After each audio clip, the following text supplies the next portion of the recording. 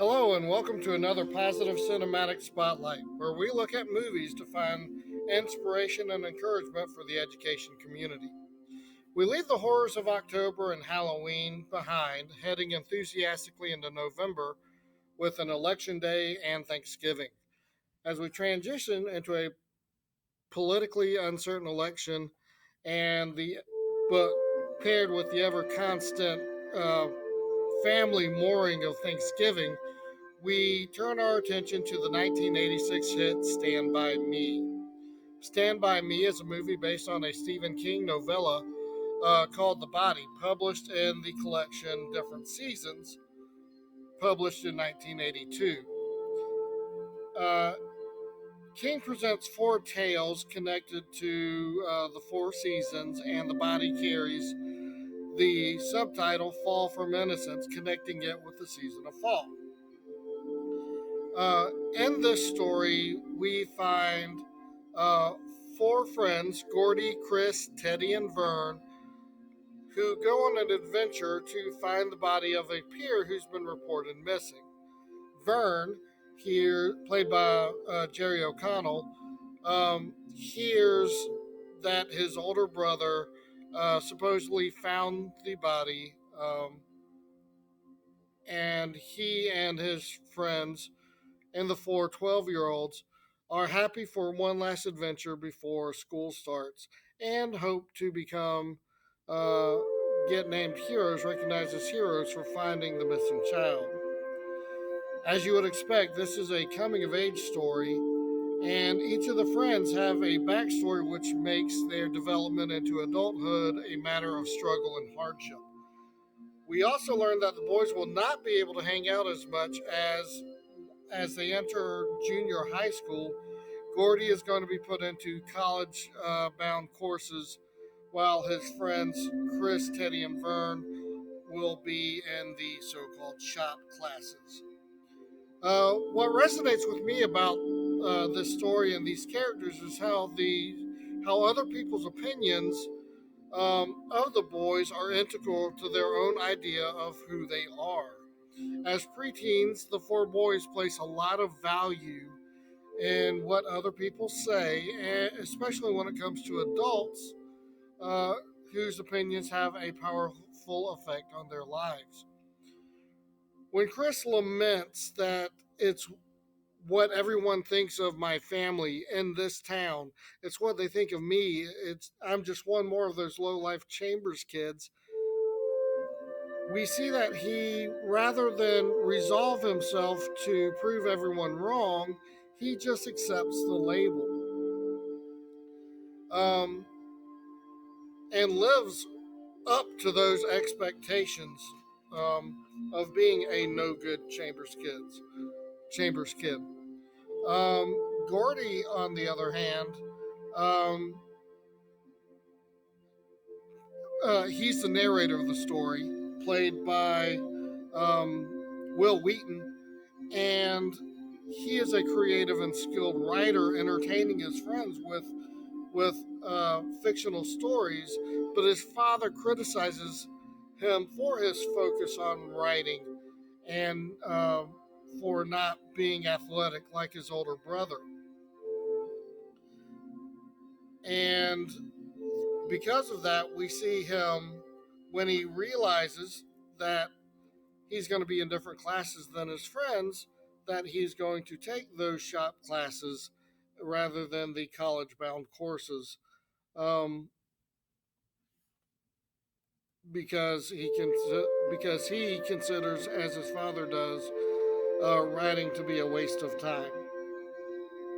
Teddy's father, uh, played by Corey Feldman, um, Teddy's father was abusive to Teddy, and after a significantly severe abusive moment, Teddy's father gets put into a mental care facility. The locals view Teddy as equally mentally unbalanced, and he certainly has a tendency to live up to those views. Um, The opinions of adults greatly influence the characters, and it limits their view of their future. It's easy to sit back and question their unwillingness to fight the presumptions and judgments of others, but we can also see that as 12-year-olds, as children, they might just accept the opinions of adults as fact, especially when adults make it difficult to live beyond those or to behave beyond those limitations imposed by them.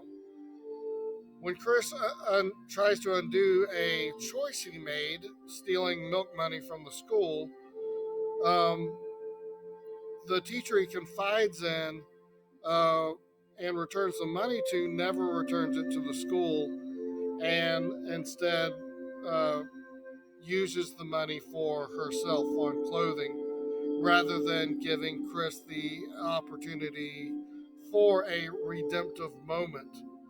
Um, if an attempt at redemption rewards them with unjust consequences, then there's little drive to try and break out of the limitations placed on them by others. As teachers, we need to do nothing but encourage our students to see the future as a setting which they are building daily and which can become anything that they wish it to be. And at no point should a decision become a permanent fixture of their future. They should be able to look at their decisions and see how that decision looks in the future and decide to alter the impact of that decision. Time heals all wounds, they say, and it's an old idiom suggesting that the further in the past the offense, less damage and hurt feelings remain. It's an idea that many disagree with, and while I know it's not a universal cure, I also see merit in the idea. We need to let students move beyond bad decisions, to let that time heal the wound from their mistakes, rather than be reminded of them constantly. By looking at each decision as a and as a by looking at each decision of a student as an individual moment, we can show students that they can decide who they are going to be, not feel like they are doomed to always be the troublemaker, the class clown, the disappointment. Certainly, from an administrative disciplinary perspective, there needs to be uh, keeping up with records and suitable consequences for repeated infractions. But in the classroom, we shouldn't let our past interactions sway our current decisions. I call it a clean slate method. Every time a student enters my classroom, he or she enters with a clean slate, regardless of the last negative interaction.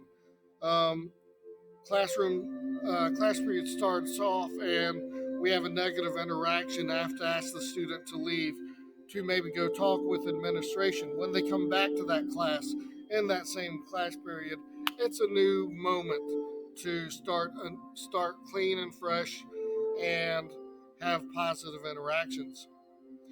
Um, Regardless of the infraction or how much time since the incident, each student gets to start over. After all, the flaw in the time heals all wounds proverb is that the wounded has to decide to let it heal. I can wash the wound clean, or I can pick at it and focus on it and dwell on it until it becomes infected and painful.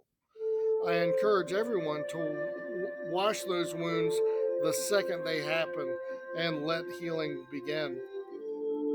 And Stand By Me, Gordy says, I don't want to be a writer. It's stupid. It's a stupid waste of time. Chris responds, saying that Gordy's just quoting his dad. Chris continues, saying, Wish the hell I was like your dad. You wouldn't be going and talking about taking these stupid shop courses if I was. It's like God gave you something, man. All those stories you can make up, and he said, This is what we got for you, kid. Try not to lose it. Kids lose everything unless there's someone there to look out for them.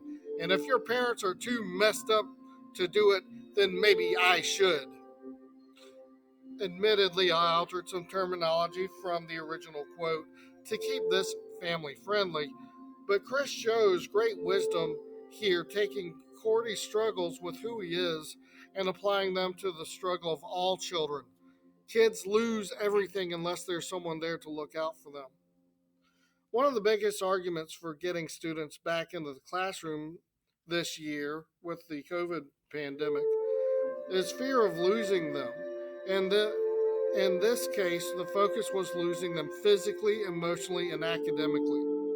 While many parents are positive, supportive, and encouraging, uh, we can see with these four friends uh, that not all parents are supportive, and some are physically and emotionally abusive.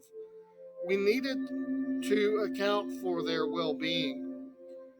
We also need to be sure that our students don't lose the potential of their future by not giving them uh, options for redemption, both behaviorally and academically.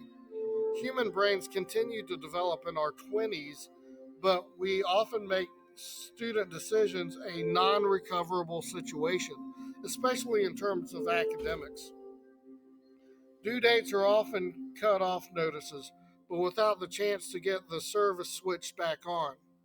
Refusing to give a student an opportunity to turn in an assignment because they made choices prioritizing personal interests over academic ones is like judging a cook based on a dish that hasn't been fully cooked yet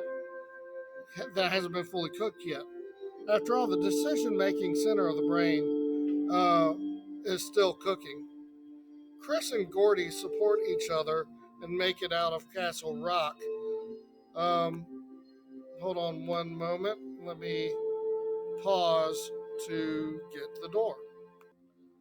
All right, back to what I was saying. Chris and Gordy support each other and make it out of Castle Rock, which may not have happened had they not been there for each other. Chris probably would not have tried the college courses and gone on to become a lawyer had Gordy not encouraged him, telling him that he was smart enough and he could do anything he wanted to do. Gordy's future would possibly be darker as he questions why his brother died and says that it should have been him who died. But Chris supports Gordy's value and encourages him to not listen to his emotionally abusive father. These two characters are good examples of what teachers should be doing and how effective it can be. We should be encouraging our students to see all the potential that they have, uh, disregarding their past mistakes and uh, allowing for redemption and to be their own identity, not just another based on their family members.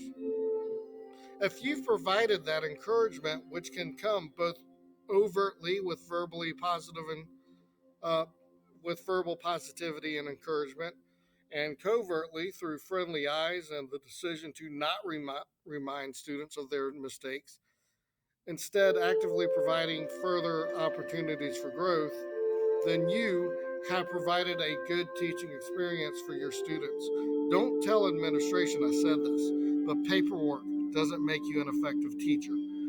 It's your ability to provide opportunities to develop and grow emotionally, academically, focusing on their future choices, which are still in flux, and not dwelling on their past, which cannot be changed. Thank you for all the amazing opportunities you are giving your students. Thank you for all that you do, and thank you for being the best.